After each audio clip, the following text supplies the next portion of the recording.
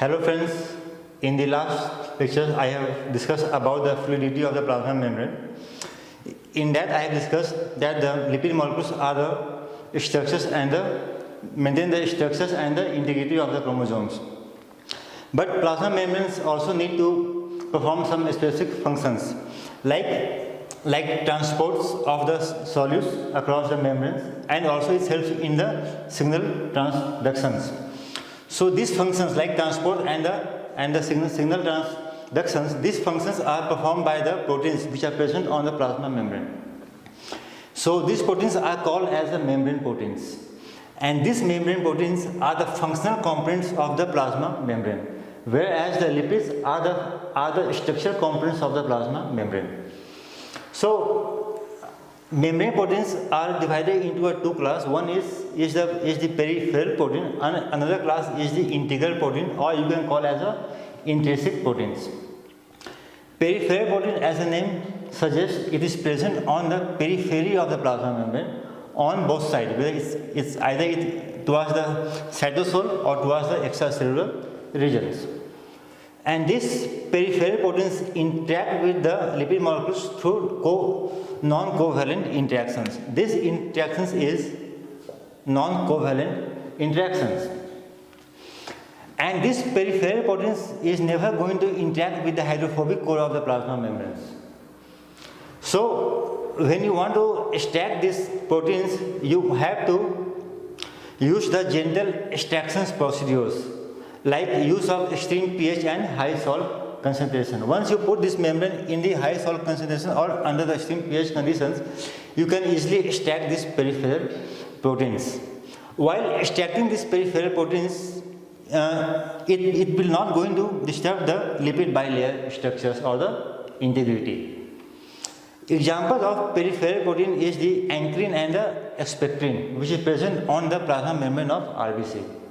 So peripheral protein is never going to disturb the lipid bilayer after extractions, and it is never going to interact with the hydrophobic core of the plasma membrane.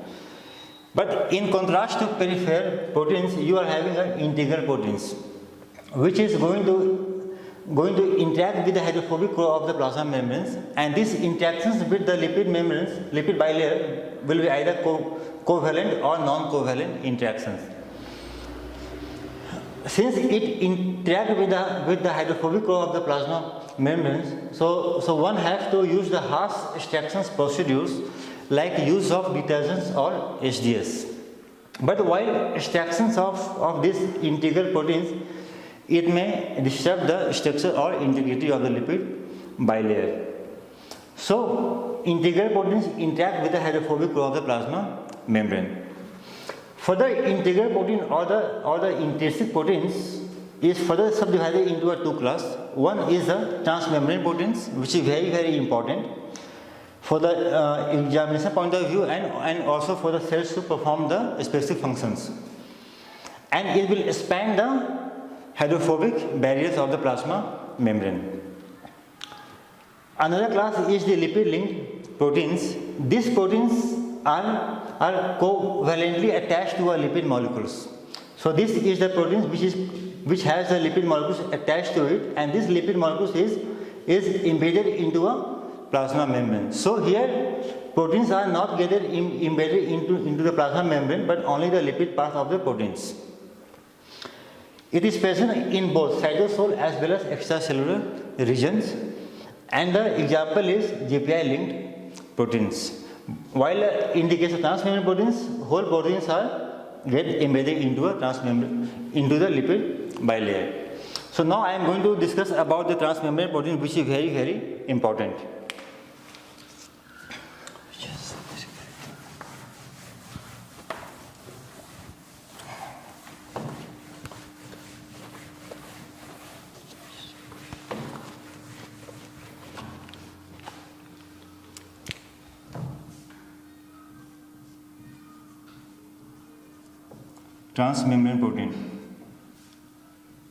Transmembrane protein. This protein is going to expand the lipid bilayer. and this protein is amphipathic in nature. Amphipathic in nature. So suppose you are having a lipid bilayer.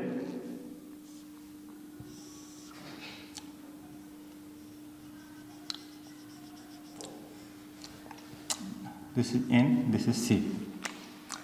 This is the hydrophobic core of the lipid bilayer. This is a plasma membrane. So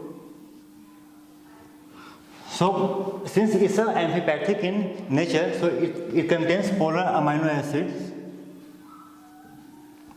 at this region as well as in these hydrophilic regions.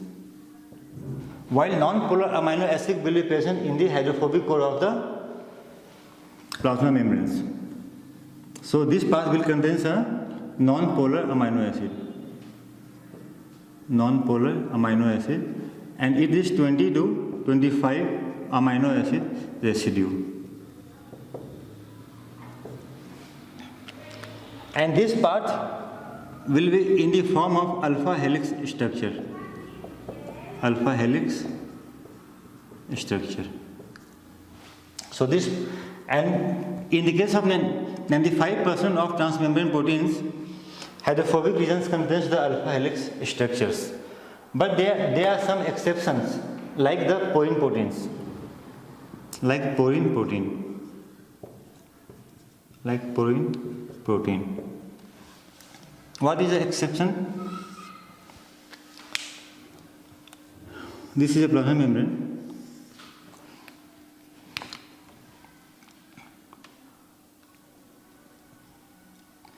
In the hydrophobic regions, instead of alpha helix structure, you will find a beta pleated structure. Beta pleated structure. And this structure is stabilized by hydrogen bond. Hydrogen bond. And it is total 16 strands of beta pleated structure will be present in the porine proteins.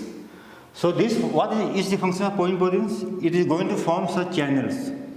Forms channel for hydrophilic molecules. For hydrophilic molecules. Hydrophilic molecules.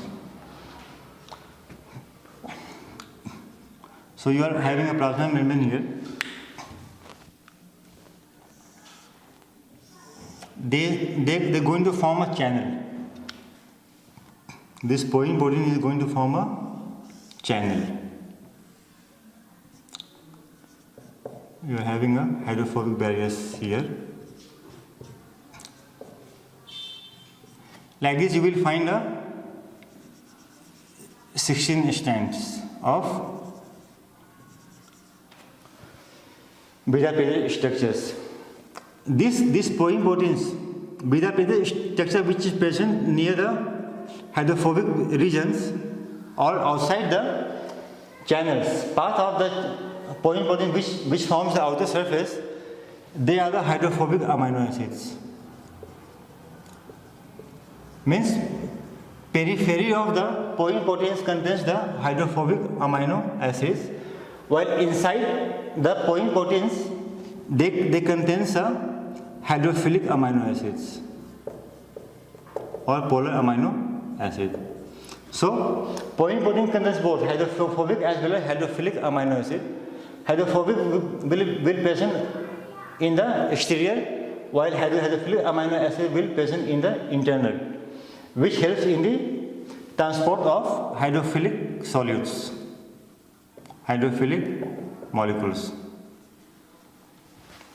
So like this, hydrophilic molecules can cross through this barrier. Now we are going to discuss the types of transmembrane proteins.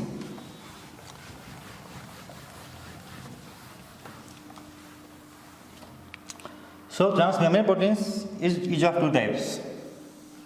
One is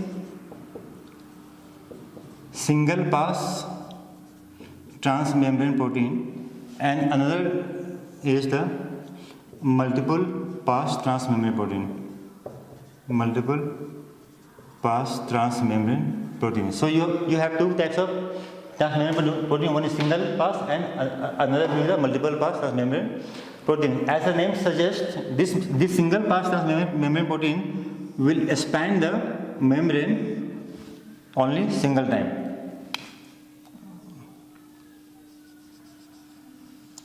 So it is going to expand the membrane only single time. Expand the membrane once. Expand the membrane once. Example is the glycopherin protein. Glycopherin protein. It contains 131 amino acid residues. So from here to here, it contains total 131 amino acids, and within this they contain 20 to 25 amino acid. It is present on the plasma membrane of RBC. So single pass, expand the membrane once. Example will be the glycopherin proteins. Now the multiple pass transmembrane proteins. It could be either like this, in which both N and C is to a cytosol. Both N and C is to a cytosol, or like this. Both N will be outside and C is inside. So multiple pass transmembrane proteins expand the membrane multiple times. Expand membrane multiple times. So multiple pass transmembrane proteins will expand the membrane multiple times, in which either you will find N and C both towards the cytosol, or you may find the C only towards the cytosols, and N is towards the extracellular regions.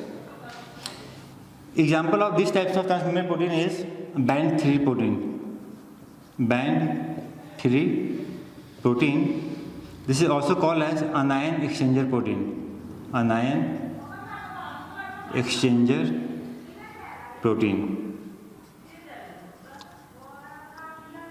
It exchange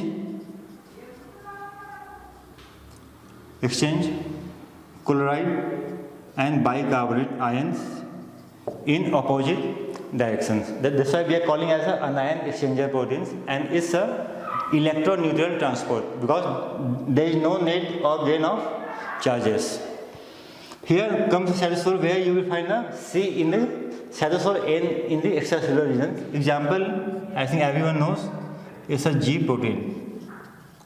It helps in the signal transductions.